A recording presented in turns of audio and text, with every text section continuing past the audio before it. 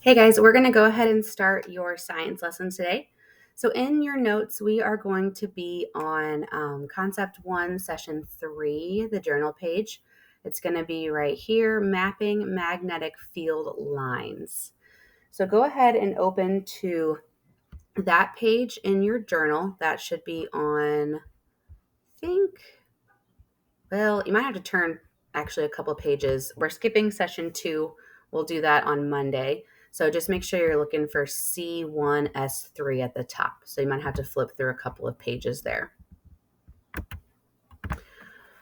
Okay, so we're going to read something first about just magnets in general and the force field of magnets. So you guys don't have this with you. We're just going to read it together on my screen.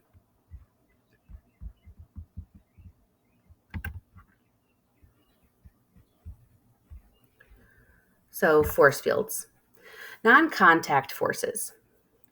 Push your pencil across your desk. Now, if you do this once, it's okay, but you don't have to continue doing it. You can observe that your hand is causing the pencil to move. Your hand is in contact with the pencil, exerting a force on the pencil. We observe forces acting between objects that are touching all the time. How then can we explain forces that act between objects that are not in contact with each other, like two magnets? Let's consider three examples of non-contact forces: gravitational force, electric force, and magnetic force. There are invisible forces that allow interactions between objects that are not in contact with each other. When scientists want to learn more about how these fields work, they conduct an investigation on a test object. If they want to know about the strength of a gravitational field, they will see how mass affects an object. If they want to know about the strength of a magnetic field, they will see how an object responds to a magnet. If they want to learn about the strength of an electric field, they will see how an object responds to a charge.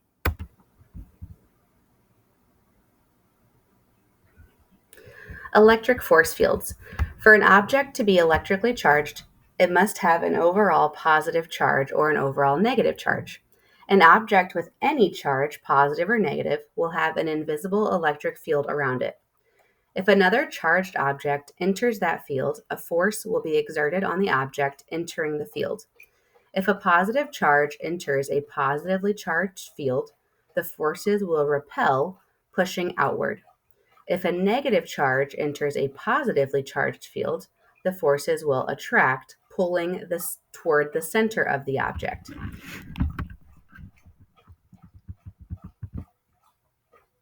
So this is kind of like that, where that opposites attract come into, like where that comes from. So see how you have a plus and a minus, they're opposites, but they pull towards each other. When we model force fields, we use lines to represent the field. When charges in a field are repelling, we show the lines pushing away from each other. When charges in a field are attracting, we show the lines coming together. So this means that they are repelling. This means they're coming together.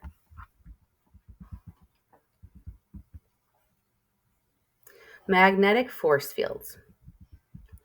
For an object to have magnetic fields, it must possess magnetic properties.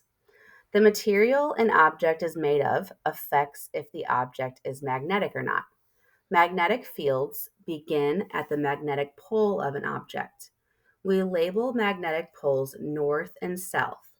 A repulsive force will be exerted between similar magnetic poles, which is like north to north or south to south, and an attractive force will be exerted between opposite magnetic poles, so north to south, for example. So that means that if you put two north sides of a bar magnet together, they will repel. So when it says repulsive, that means like they almost like fight against each other. They don't want to be like, they don't want to stick together. But if you put a north to south side of two bar magnets together, they will pull towards or attract together. So let's go back to our notes, because the first part here, we are actually going to watch a couple of iron filing experiments for these three types of bar magnet setups. So the first one, we're just going to watch an arrangement of how iron filings react whenever they are kind of sprinkled around just one bar magnet. So what you're going to do, have your journal out around you while you're watching this. What you're going to do is you're going to just sketch how the iron filings look, and you can just kind of draw them similar to what they looked like kind of in this video, just like these lines outwardly in whatever direction you see in the experiment. So let's look at just the north and south pole magnet first.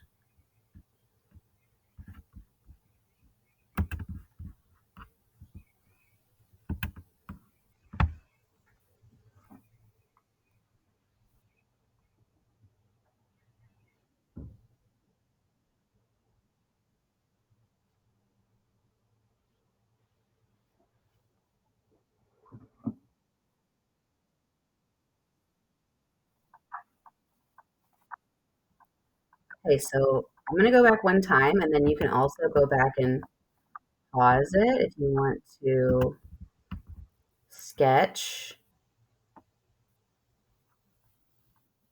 It's probably the best place to pause.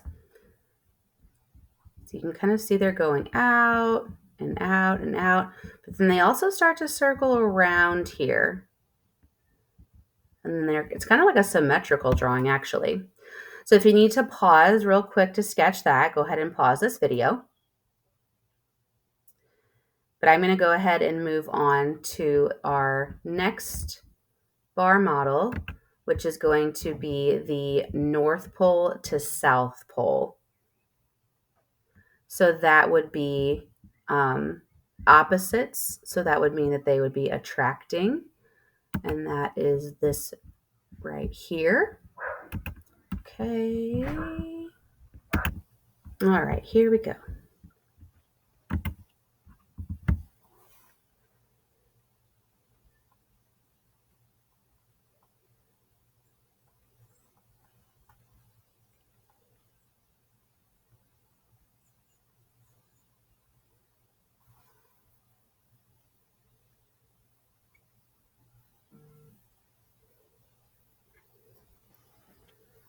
Okay, so take a second to sketch this, and you can kind of see a similar pattern from what we saw before, but look at this line right here. So think about what do we think that means right there? We know that this is a North Pole and a South Pole, and they have that attraction. So what do we think that line is showing? We see the iron filings kind of gathered around it. Okay, if you need to pause again to finish your sketch, that's fine. But I'm going to go ahead and show you when you're ready. Now this is going to be a similar pole video next, so North Pole to North Pole.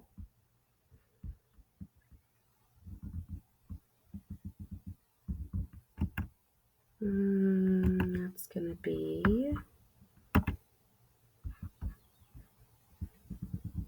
here.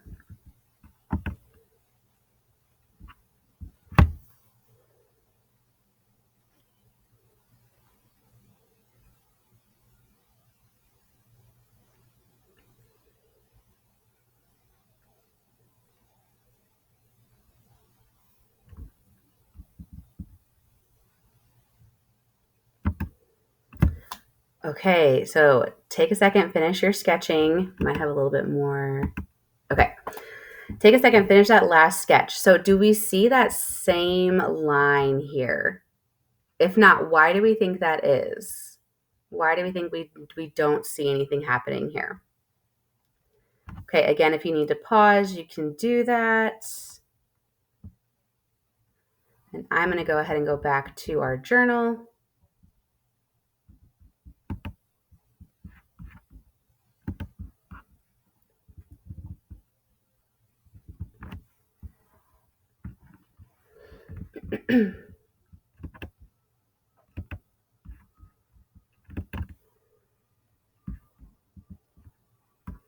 Okay, so let's wait while my copy pulls up.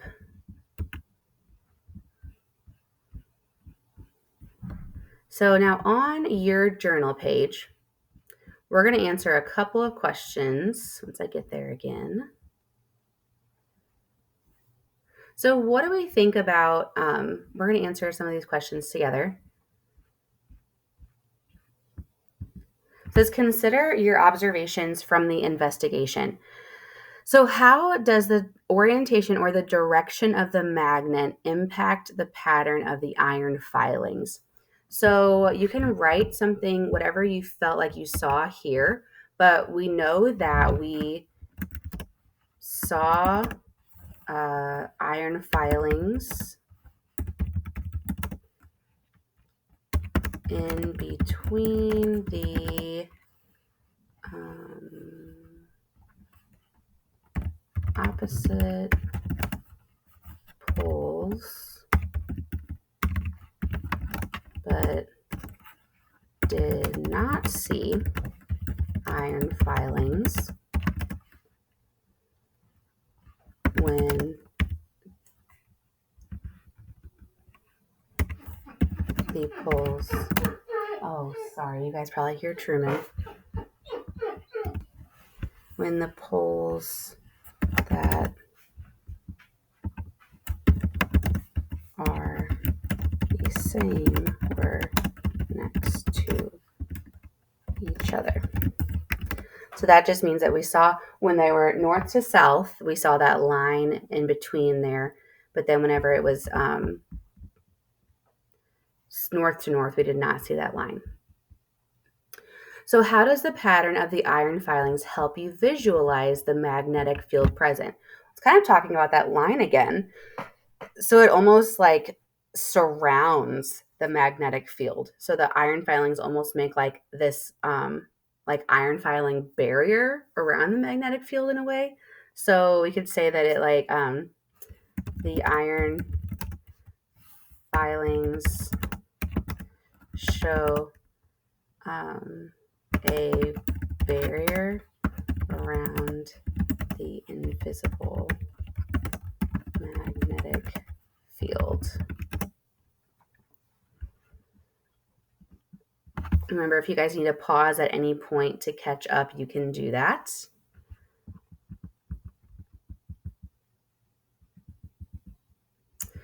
Identify where magnetic forces are strongest and weakest. Justify your claim with evidence from the investigation. So think about where we see the iron filings. Was there a point on their drawings where we saw like really, really a lot of iron filings being pulled towards? So where we saw a lot of iron filings, there was a strong magnetic force. If there were only just a few,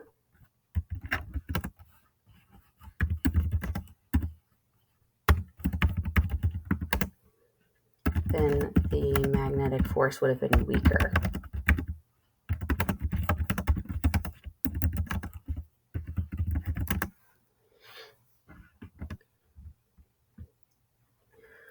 Okay, and then our last question.